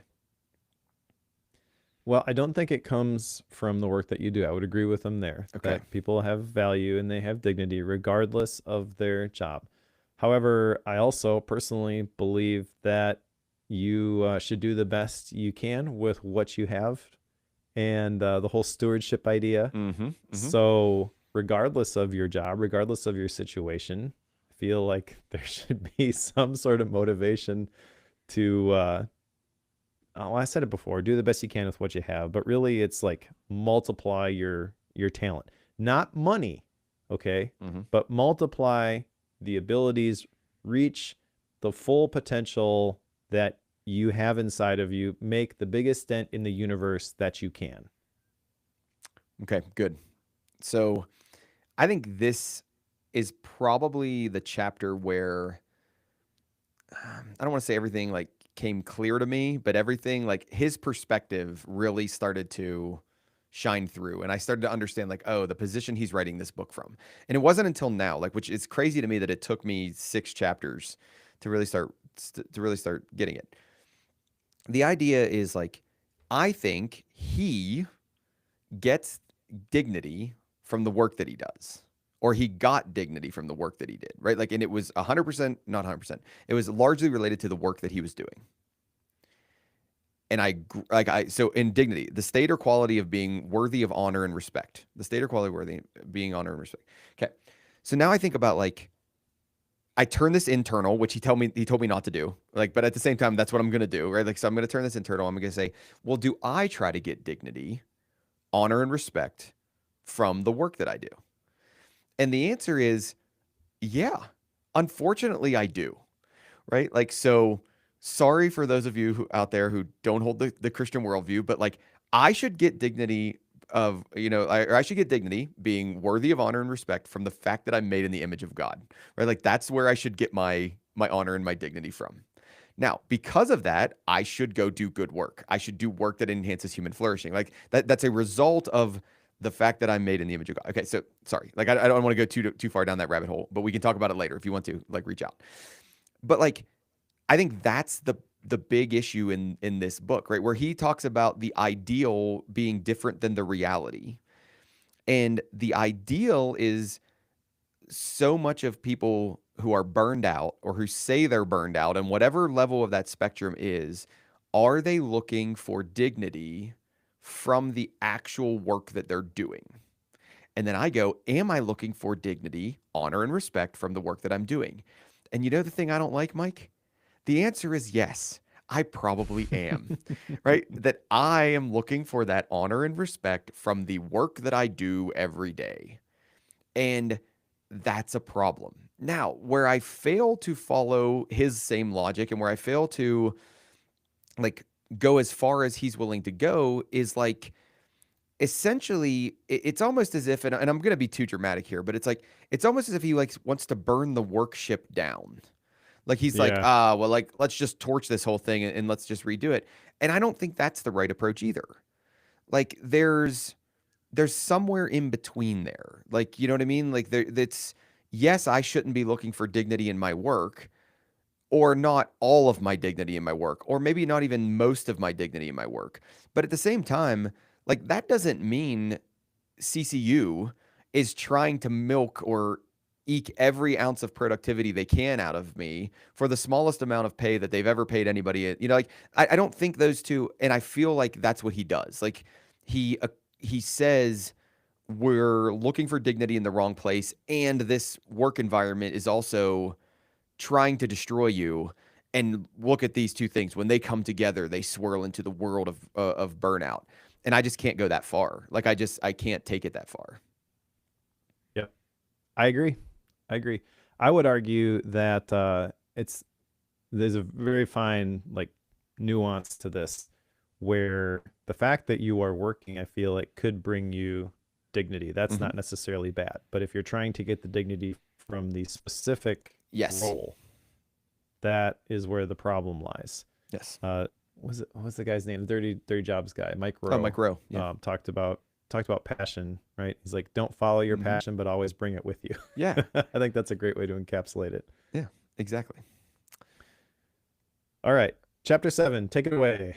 All right. So chapter 77 is how Benedictines tame the demons of work. For some reason, Mike, and I don't know why, there was another book by Rob Dreher that I can't remember the name of it right now, but like, there's another book about the Benedictines where he basically goes and lives with them. He does very similar to what Malesic does, and he goes and lives with them, and he like understands them and studies them, and he looks at the roles that they have, the Benedictine roles and all that stuff. I think this is fascinating. I love every time I read about the Benedictines. I love like just the thought of separating ourselves from the world with a purpose. Like, we're not separating ourselves to like never interact with the world. We're separating ourselves like with a purpose. And then there's work built into the day, but like, we don't prioritize the work. We prioritize prayer and liturgy and all these other things. And like, I don't know why, Mike, but like, I don't have anything really specific to say about anything in chapter 7, but I soak this stuff in. Like, I love it. Like, it's just fun to read about. I think it's so fascinating. I think it's so fun to read about. And it's like, I want to do it. I think that's part of the reason why is like, I want to take a year of my life and I want to just go like figure out either this lifestyle is going to be awesome and amazing and I'm going to learn a ton of stuff from it, or I'm going to hate every second of it. and I'm gonna like want to Yep. get out of there as fast as I can. And it's almost like the idea of not knowing, what you don't know, and it's like, how would I do in that environment? Would I thrive in that environment, or would I absolutely hate that environment? Like, what do you do today? Today, I take the weeds out of the garden, but that's not really my job today. My job today is to be in prayer and to do liturgy and to serve a community. And like, I know, by the way, I pick weeds as the way I serve the community. It's like, I don't know if I would love it or I'd hate it, but it's just really interesting. I can tell you, my wife would tell me I would hate it. Like, she would tell me, Cory, you would hate every second of that. And I don't know if that's true or not, but like, I just love reading about it. I love hearing about it. I think it's so cool. I think it's interesting. And I also found it fascinating that not all Benedictines are so strict about deprioritizing work. Mhm. And the example that they share is actually close to us. St. John's and St. Benedict's is in Minnesota. It's the next state over. Mhm. So I'm familiar with those colleges and universities, and I obviously knew that they were connected to the Benedictine order, which I think is like a branch of the Catholic Church, if I remember right. Um, so yeah, interesting, but also like, what is the point here? Interesting story. Cool that you went and you lived with these people in the middle of the desert for a while who were building web pages, right? But what do we do about this? I think it can all be encapsulated in a single sentence towards the end where it's a challenge. Keep work in perspective. Yeah.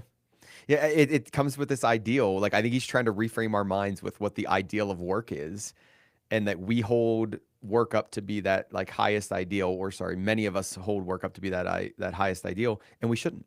Like, we should just Yeah. think of it as work, as something that we do in addition to all these other things. So it's like, I don't know if he just wanted to go hang out with the Benedictines, or like, if I agree with you. Like, I don't think I see the really strong thread to the rest of his argument, but I like reading about him. Yeah. Yeah. Me too. All right. Chapter 8, Varieties of Anti-Burnout Experience.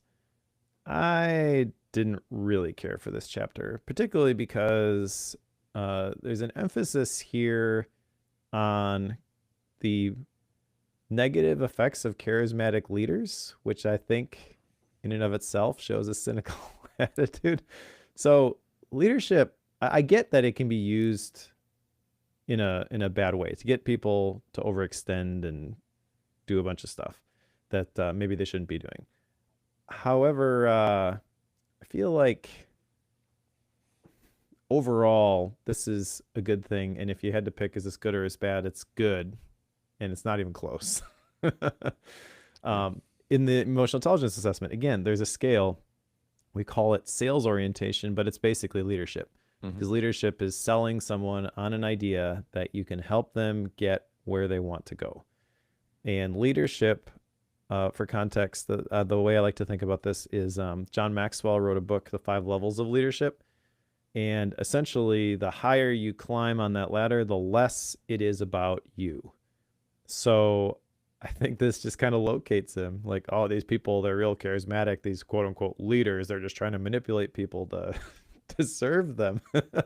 Like, that's not actually it. And it probably gets twisted and manifested in wrong ways in certain scenarios, but didn't really care for that. Yeah. Having hobbies is a good way to get invested in other communities and keep us from becoming obsessed with our work. I like that. Yep. And the emphasis that you're worth so much more than your productivity, that I agree with. On the topic of the hobbies and the additional communities, I was going to put this as an action item, but I'm actually already doing this. Recently, I joined a Sunday night basketball league. So we have church on Sunday nights. I typically have just been like, yeah, I can't do anything because we got church at 6 p.m. And by the time we would get done, everything's going to be over. Well, I found this church group that plays at like 8 p.m. on Sunday nights. And the reason they play at 8 p.m. is because they have service in the morning, and then they have this gym, and they let a Congolese community use it as for their church services at 2 in the afternoon. And the person who organizes it told me sometimes they're done by 7. So they have these 5-hour services. That's awesome. Then they pick up the chairs, they sweep the gym, and then they play. So I was like, oh, I could actually make that work. Yep. And it's been a while since I've been part of a group that played like that. I've been in groups previously, but it's probably been 5-10 years since I had a group of guys that I played basketball with on the regular. So I'm excited about that. All right, Mike. So again, there's big issues I have. And like what I struggle with when I'm evaluating these books and when I'm reading these books is I don't believe that if you took the time to write a book that there are any flyaway comments in that book, or that there should be any flyaway comments in that book. Like, this is a book. Like, if you're writing a blog post, maybe there's a flyaway comment, right? Like, oh, okay, like I was passionate that morning and I wrote it in 15 minutes and then hit send, and okay, I was too aggressive on whatever it might be. When you're writing a book, it's not like you're writing it in a day. You're taking the time, and especially, I don't remember who the publisher is on this one. Do you remember who the publisher is on this one? Like, is it a big house? I don't, but I can look it up. University of California Press, right? Like, so okay. not a small publisher. Like, that's my point, is it's not a small publisher. Okay. He makes a statement in here. He's quoting somebody else, and I didn't write down who he's quoting, but the right not to work is the right to have your value determined by your productive is the right not to have your value determined by your productivity as a worker, by your employability or your salary. Now, here's the challenge I have. I like that, but the word value we got to unpack. Okay. I agree that I should not look at Mike, the creator, and should not make a value judgment of Mike, the creator, as a human based on the fact that he's a creator, based on whatever he makes as a salary, based on whether he would be employable anywhere else. I agree completely with that. But like, the idea of the right not to work brings so much other baggage and other common connotation into this. Like, I have a right not to work. Well, okay, but then that means you also have a right not to be able to afford food and not to be able to afford a house. Like, yeah. and I'm sorry that that's the way our society is, but like, that's how it is. We are not devaluing you as a human, but like I talk to the boys all the time, and I'm sure you talk to your kids about this. Consequences, or actions have consequences. So therefore, like, I'm not saying that I should have any right to value you based on what your employment status is or any of that other stuff. But that is separate from consequences for those decisions and those actions. And like, what I fear is I fear like you're going to read this chapter and you're going to think, yeah, like we should all have the right not to work. And it's like, well, okay, then you also are giving yourself the right for other things that you probably don't want in your life. And like that, and I've had this disconnection with multiple different things that he's done and multiple different ways he's framed arguments that's really, really like lessened the book for me, if that makes sense. So let me unpack that a little bit, because I generally agree with everything that you said. I think there is some nuance there to that, though. Like, yes, you have the right not to work, and there are certain things you're not going to have because you're not working. I think the argument could be made, though, that there are certain things that you should get regardless of whether you are working or not. The probably low-level one there is like the universal healthcare example. And I'm not 100% for, everybody should be able to just walk into whatever doctor at any given point, not have to pay anything. Maybe there's a scenario where that works. I haven't studied that out far enough. But I can tell you, because I have been diagnosed with epilepsy, that if I were to try and get some sort of health insurance now prior to that diagnosis, I have this pre-existing condition and I can't get it. Yep. And that just feels a little bit icky. I agree. I have no issues. I have it under control, but the fact that I cannot get it anymore, like that should be dealt with. So there's probably some things there that you could argue, yes, you should be able to get this, and the other thing. But I don't think you should be able to have a 3-bedroom, 2-bathroom house on a half-acre lot with a white picket fence and a food budget and all these different things. Like, yes, we should be taking care of the people who are in need. But I don't think, to your point, that just because you showed up and you exist, that you get this big list of benefits. Yeah. Yeah. And my thing is, I'm not even saying that he is saying that. What I'm saying is it's too easy for it to be misconstrued as like, and that is the vibe. That is the vibe, though. Yeah. Like I'm alive, so therefore, blah, blah, blah, blah, blah. When really it's you should not be valuing me as a human based on the fact that I'm a professor, or you should not be valuing you as a human based on the fact that you're a creator, 100%. Or that I make X amount of dollars and you make X amount of dollars, or Y amount of dollars, or whatever it is. Right? Like, I agree with that part completely. I just think it's too easy to muddy that water and like lose the thread of the argument. And maybe that's what it is like, I don't see a clear argument thread throughout this book. And I'm not a big fan when that happens. I don't like books when they don't have a good, clear thread. All right. Well, let's get to that in just a minute here. We do have one more part, which is the conclusion. Hopefully we can do this one quick. We can do it quick. This conclusion is pretty short. And this is where he talks a little bit about how the pandemic disrupted things. He asked the question on social media, which this was interesting. Is anybody enjoying the pandemic? To this day, if you were to ask some of our older kids specifically, because they were old enough, I think, to understand what was going on, they would say that when everything got shut down, that was the best time of their life. But specifically day one, I remember having a conversation saying, okay, everything's going to look different now. We're going to be spending a lot of time together. This can either be awesome or this can really suck. It's kind of up to us. And it was enjoyable for us, to be honest. Like it was a forced reset. You had to reconsider all of the things that you had made commitments to. And for us, we used that as an opportunity to wipe the slate clean and, okay, we're going to do the best version of this, the best version of that. And there were times where we would go up to Door County and be up there for 2 months. We couldn't do that normally, but because we didn't have to be specific places, we couldn't meet together physically, we would go to the grocery store or come back home to get supplies and then go back up there. And it was great. He also mentions the robot revolution, which is sort of a nod to AI and it taking over people's jobs. That is a whole nother 20-minute conversation that we don't have time to get into. Agreed. But there's one specific line at the very end, which I think is brilliant. Let the machines burn out. We have better things to do. Yep. Chef's kiss. Yes. it was a really good line. This is one of the first books that I remember, and I'm sure somebody else has done it, where the COVID conversation stood out so starkly that like we got to like the conclusion, it was all about COVID. And I was like, oh, wow.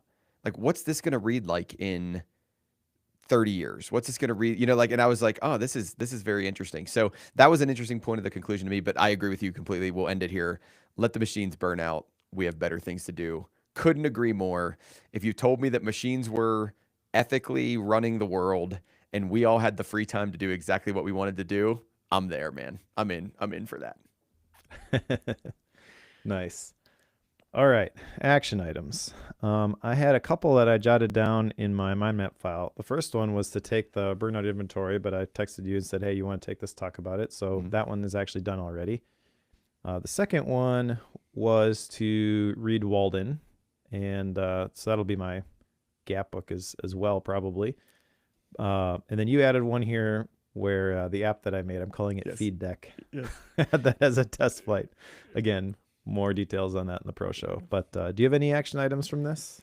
So I don't have any action items from this book, and I'm okay with that. Like, I feel good about that. But my action item is take Mike's quiz. Can I still take your quiz? Sure. Yeah. All right. And you need to leave this in here so I don't forget. Show notes. Yeah. Okay. Like I added it to my the problem was I didn't add it to my list before. So I'm going to take your quiz. I'm going to take your PKM quiz. So. All right. Which has nothing to do with this. Okay. Style and rating. Style and rating. The style of this book, I think I actually like. I like the personal story. He had some very cool experiences hanging out with some Benedictines. I do feel like those experiences in the story that he tells are very opinionated and not maybe not very generalizable. The question I was kind of asking myself as I went through this whole book was, how does this apply to me? And sometimes it was easy to make the connections. A lot of times it wasn't. And there were quite a few times where, as I talked about, it's like, oh, well, he's a little bit jaded by his experience here. And I'm not sure that that has to be the case.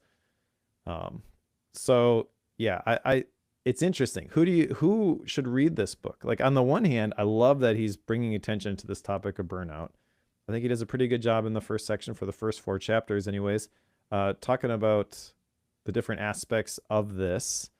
There isn't like a real concrete, this is what you do about it, but that's okay. I think you really need to just kind of think about this, and it's probably going to take some time before people would make the drastic changes, which is really going to contribute to reduce burnout in their lives. But as a manifesto for a culture, I kind of don't think this works.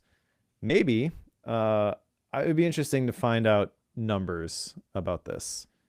And I also don't know if he wrote any other books. Like, is this, really his thing that he's going to champion, or is this just, I wrote this book and now he's on to the next book? I don't know. But as a, fight against the societal issue of burnout, and we need to burn it all down and rethink how we approach work, I think it's not super effective from that perspective. I'm gonna rate this 2 stars. I think I'm glad that I read it. I do want to read Christina Maslec's book now, and honestly, an academic book about burnout may be too boring for me to get through. So it's an entertaining read and an interesting read, but I found myself disagreeing with a good chunk of it, and that's not necessarily bad if it gets you to do something about it, but there's really nothing to do about it other than really take the inventory, figure out where you're at, which he tells you this is not the purpose of the book, and then do something with the information that you glean from that. So I just don't think it's a great fit for Bookworm. Yeah. And I'll rate it at 2 stars. My biggest knock on this one is that thread. Like, I didn't feel like we stayed connected to that thread. We took some divergence here and there, and then did we get back to it, or did we clearly get back to it? So I think that's my biggest style issue with it. I actually liked his writing. I thought it was good. I thought the personal story was good. It drove a lot of what we were thinking about as we go through this. Where I'm conflicted on thinking about this, Mike, is like, I feel like you and I have had a really good discussion about this book. And when I say discussion, I don't mean like we agreed with everything, so therefore we're like, yeah, sis boom ba, or like we completely like thrashed everything. Like, it was a good back and forth. Like, it was a good like thought experiment to read this book and say, like, what do I think about this? Like, how do I engage with this idea? Like, do I like it? Do I not like it? Do I agree with it? Do I not agree with it? I know that wasn't his intention. His intention wasn't for me individually to do that. His intention was more to, I think, drive culture change, like, and drive like work culture change, and like the way we think about work and the way we approach work. And I don't think that is as clear or as effective as he wanted it to be, as the author wanted it to be. So like, from you and I talking about this, awesome. Like, I think it's a really, really good book. From the goal of what he was trying to do, I don't know. So like, that's where I'm torn. I'm torn on this. Yeah. Easy read. I didn't think it was confusing. All that stuff. It lacked a thread. So essentially what I'm trying to figure out is I'm between a 2 and a 3. Like I personally engaged with it too much, I feel like, for it to be a 2 for me. Like, I mean, I just gave a book a 1, right? Like, I just gave a book a 1. So folks, don't think I'm afraid to give books low ratings. But like, I think I engaged with it too much to give it a 2. But at the same time, I don't know if it rises to the level of the 3 in my one. So I'm going to give it a 2.5. I'm going to give something I don't do. I'm going to give it a 2.5 because I can't pick between the 2. Do I think everybody should read this? No. Do I think that you should skim it? Maybe. Listen to us talk about it and see if there are parts of it that you think are more interesting, and then just read the parts that are more interesting to you. That's what I think you should do. I don't think everybody should pick this one up and read it. I don't think it's necessary. All right. Well, let's put The End of Burnout on the shelf. What's next, Cory? So next we are reading The Coaching Habit, Say Less, Ask More, and Change the Way You Lead by Michael Bungay Stanier. And basically it's this idea of, he's got experience in these training environments with managers, and like, how do you kind of help people get more out of what they do? I like the idea of, he's got these questions: the kickstart question, the awe question, the lazy question, the strategic question. So this book's a little bit older. It's from 2016. But I think it's going to be interesting to think about leadership and thinking about like how we do what I assume is going to be leadership through coaching, which this is very, very on the nose for me. I do this a lot. I help people think about leadership as I coach them and mentor them in my job. So if you're reading with us, the next book will be The Coaching Habit by Michael Bungay Stanier. And after that, what are we doing, Mike? The Science of Storytelling by Will Storr. This one was recommended to me recently, and I like the idea of storytelling. There's a lot of good storytelling in the book we just finished, and I feel like this is one of those universal skills that I would like to get better at. So let's read The Science of Storytelling. Got any Gap books? I have a bunch of Gap books that I'm working through right now. The one I'm doing right now is called Gentle and Lowly by Dane Ortland. So that's the one I'll state for here. But yes, there's this one. And then I think there's probably going to be 2 more that get read in addition to the Bookworm book between now and our next recording. So Gentle and Lowly by Dane Ortland. Well, I am, as I mentioned, reading Walden by Henry David Thoreau. Going on vacation. That one should arrive today. So I'll report back. Nice. Thank you, everybody, for listening. If you want to support the show, consider becoming a Bookworm Pro member. You can do so by going to bookworm.fm/pro. And for $7 a month, you get a longer ad-free show where we have an extra segment. Today, we talked about the app that I built.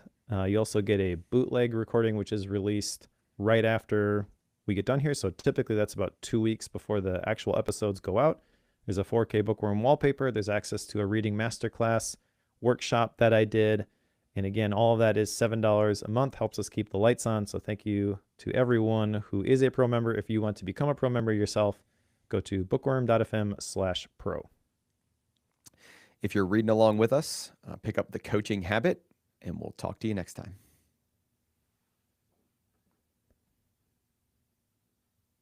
All right.